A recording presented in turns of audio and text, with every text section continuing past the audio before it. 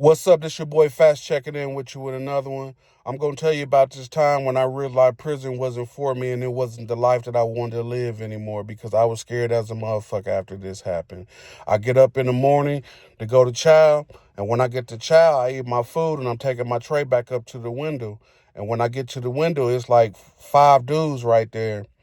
And I tell them, excuse me, so I can put my tray in the window and leave up out the chow hall to go to the medical unit.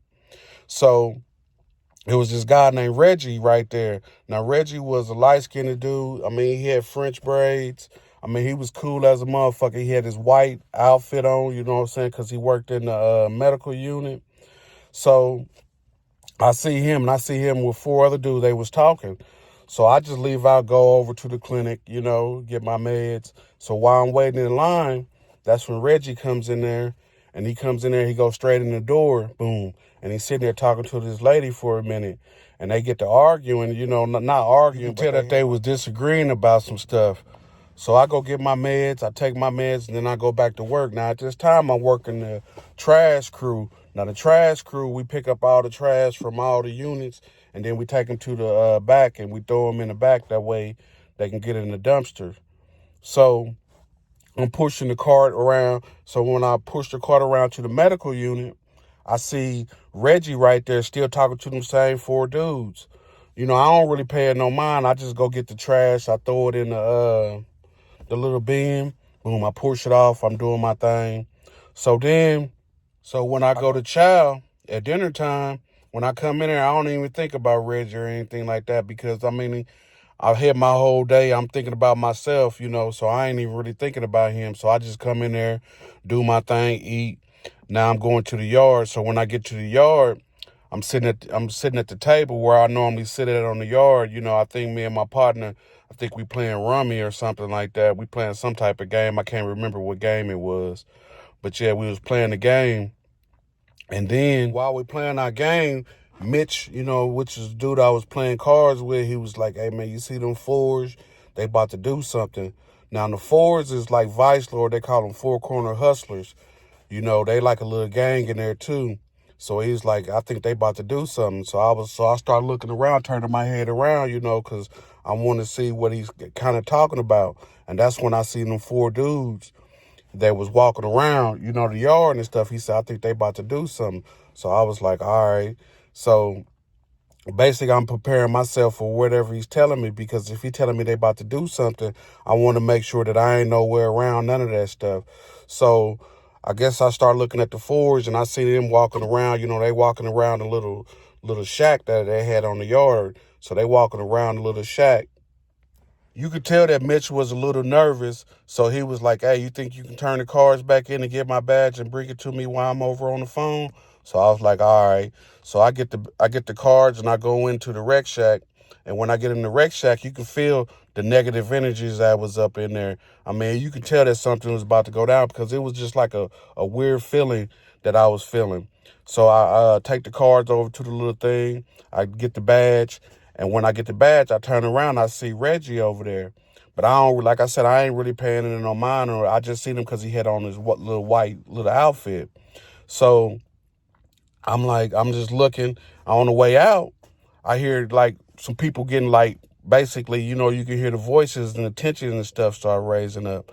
And I don't know what they was really tripping about or anything like that, but I knew that something was about to go down. So like I said, I paused for a minute and I turned my head and I looked back.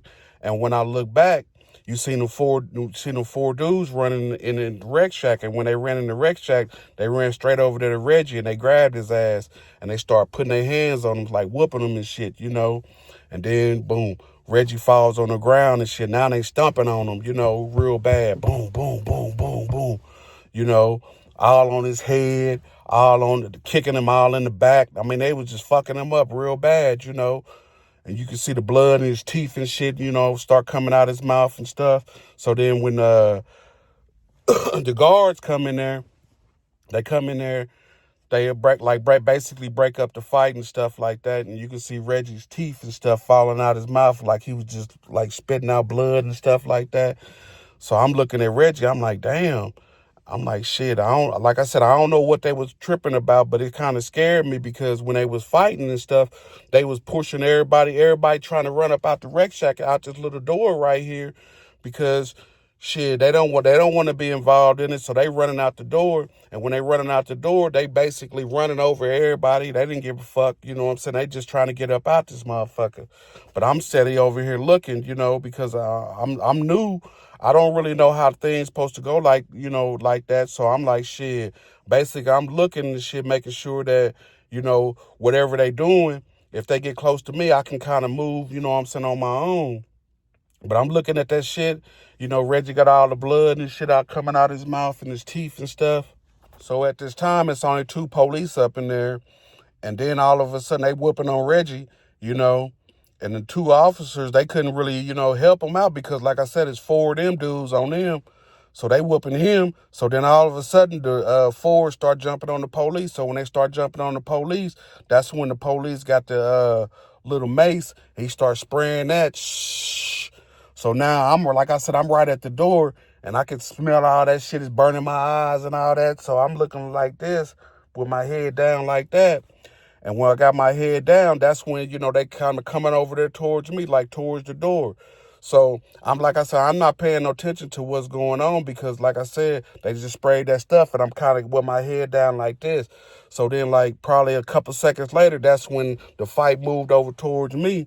And when it moved over towards me, it like kind of pinned me up against the wall right beside the door right there. So I'm kind of stuck and they over there fighting. So they fighting right beside me. I'm like, God damn. I ain't hit nobody or nothing. I'm basically covering my face because shit, I don't know if they gonna start hitting me or not. So I'm kind of nervous and stuff. But yeah, the police finally end up coming in there, getting them. It was probably about 20 police that came up in there to help them out because on the yard, when it goes down like that, they got to make sure that everything is going to be cool when they go out there because they know there's a lot of stuff that goes out on the yard. So when the police go out there, they kind of come out there kind of thick. So, after the fight was over and stuff, they got everybody. I'm moving up out. The motherfuckers, when they seen me, like over in the corner right there, that now they were trying to put the handcuffs on me. So I'm like, shit, I ain't even do nothing. Why y'all putting the handcuffs on me? So then one of the officers was like, nah, he ain't got nothing to do with it. He ain't got nothing to do with it. So they take the handcuffs, off me. They tell me to get up out there. So when I get up out there, I'm walking past, Mitch, I give him his badge. I'm like, shit, I'm up out of here, man, He's like, shit, me too. So I was like, all right. So we started heading to the front of the gate, but they didn't let us out because, like I said, they had to get that whole situation controlled. So everybody's basically that ran out the shack is over there by the gate, to get up out the yard. So we all over there talking, While I was waiting on to get outside the yard, that's when I overheard somebody talking. I guess Reggie was messing with the girl in the clinic, and one of the Four Corner Hustlers was messing with her as well, and they wanted Reggie to quit messing with her. So I guess so they could try to do whatever they was trying to do. I don't know what type of relationship the Hustlers had with her, but they had some type of relationship with her.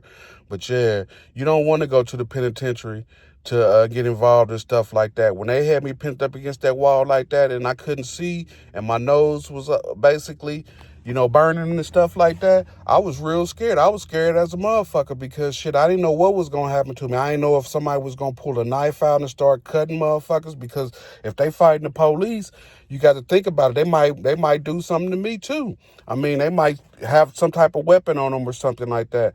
So, like I said, you got to be real careful when it comes to stuff like that. When I was scared, shit, I wanted to hurry up and get the fuck up out there. When I got back to my room, all I could do was think about was, shit, nigga, I need to hurry up and get the fuck up out here. I don't need to be, in this type of situation. I need to hurry up and try to get to a medium or a minimum security because, shit, these places like this, when you behind the walls and stuff like that, I mean, it can get kind of treacherous behind there. Especially if you in the gang or something like that, you might get yourself involved in a bad situation. But yeah, you don't want to go to the penitentiary and get involved in stuff like that. I mean, I didn't really know the situation. I just got myself caught up in a situation real quick. If I wouldn't have went in there and got to try to get that man's badge or nothing. If I'd have stayed out there, I would have never even ran into no situation like that. But by me going in there and getting that badge, it just opened my eyes to how the penitentiary really can be and how fast things can change real quick. It can go down real fast. But yeah, like I said, you don't want to go to the penitentiary at all. You want to make sure that you keep yourself about those type of situations, because that was a scary moment for me. And I really couldn't believe that really went down like that. I mean, it was so damn fast, you know. Once you see something going on in there, it goes down so fast. It don't go down like a couple days or nothing like that. It goes down right then and there. But yeah, this is your boy Fatsnem checking in with you with another one. Y'all stay up, hit that like and subscribe button for me, and leave me a comment. Y'all stay up.